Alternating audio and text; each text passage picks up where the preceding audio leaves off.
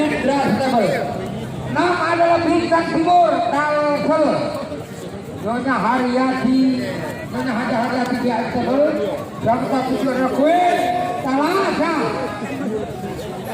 Jeng Kok Queen King Stable. Dan 8 adalah Saud Jaguh Lamas Basdah. Jawa Tengah milik Insinyur Kristianti. Bagai Stable 9 adalah Badai Asmara. Badai Asmara milik Muhammad Saud. Saat nomor 1 ini. Ramadu Stable. Suramadu Stable. 10 adalah Nawacita. Nawacita milik Bapak Pribadi Jawa Barat. Dan 11 Kaisar Idris Solo. Dan 6 milik Insinyur Iman Hartono Stable. 11 ekor kuda akan bertanding di kelas bergengsi. Topnya kelas berat. Kita beri semangat. We observe today not a victory of party, but a celebration of freedom, symbolizing an end as well as a beginning, signifying renewal as well as change. For I have sworn before you and Almighty God the same solemn oath our forebears prescribed nearly a century and 3/4 ago. The world is very different now, for man holds in his mortal hands the power to abolish all forms of human poverty and all forms of human life. And yet the same revolutionary beliefs for which our forebears fought are still at issue around the globe. The belief that the rights of man come not from the generosity of the state, but from the hand of God. We dare not forget today that we are the heirs of that first revolution. Let the word go forth from this time and place to friend and foe alike that the torch has been passed to a new generation of Americans born in this century, tempered by war, disciplined by a hard and bitter peace, proud of our ancient heritage, and unwilling to witness or permit the slow undoing of those human rights to which this nation has always been committed and to which we are committed today at home and around the world.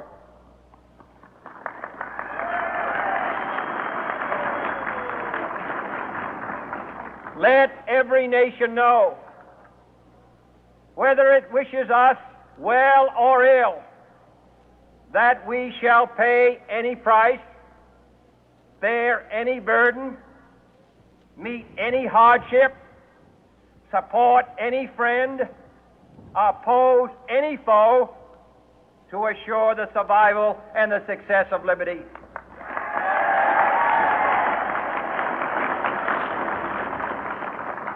This much we pledge and more. To those old allies whose cultural and spiritual origins we share, we pledge the loyalty of faithful friends.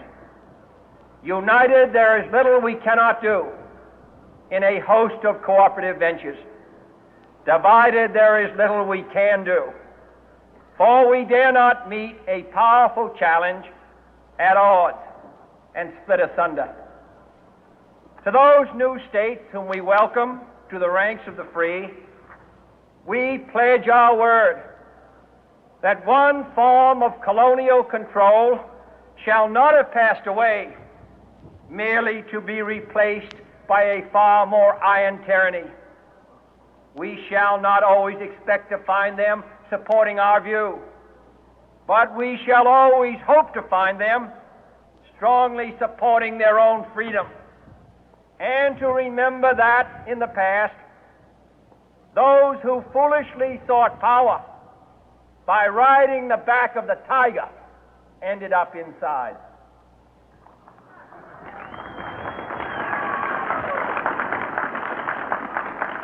To those people in the huts and villages of half the globe struggling to break the bonds of mass misery, we pledge our best efforts to help them help themselves for whatever period is required, not because the communists may be doing it, not because we seek their votes, but because it is right.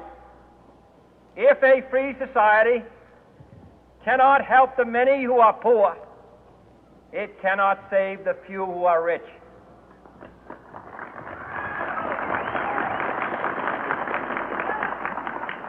To our sister republics south of our border, we offer a special pledge to convert our good words into good deeds, in a new alliance for progress, to assist free men and free governments in casting off the chains of poverty. But this peaceful revolution of hope cannot become the prey of hostile powers. Let all our neighbors know that we shall join with them to oppose aggression or subversion anywhere in the Americas. And let every other power know that this hemisphere intends to remain the master of its own house.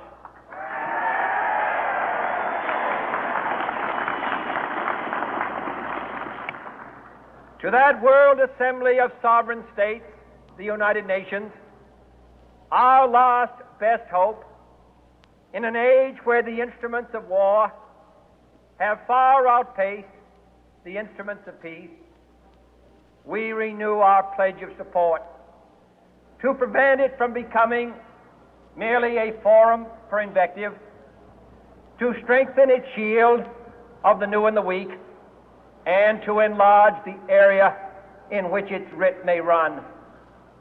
Finally, to those nations who would make themselves our adversary, we offer not a pledge, but a request that both sides begin anew the quest for peace.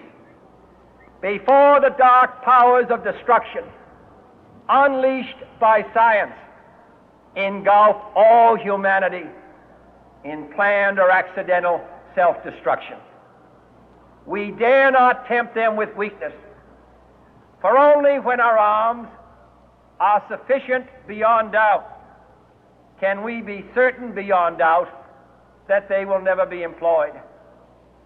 But neither can two great and powerful groups of nations take comfort from our present course, both sides overburdened by the cost of modern weapons, both rightly alarmed by the steady spread of the deadly atom, yet both racing to alter that uncertain balance of terror that stays the hand of mankind's final war. So let us begin anew, remembering on both sides that civility is not a sign of weakness, and sincerity is always subject to proof. Let us never negotiate out of fear, but let us never fear to negotiate.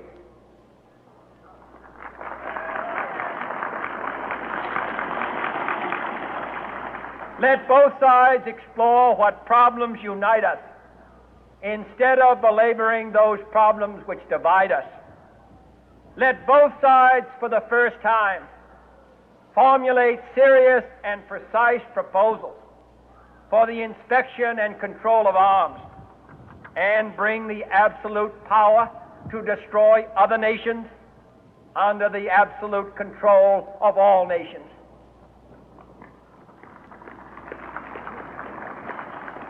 Let both sides seek to invoke the wonders of science instead of its terrors.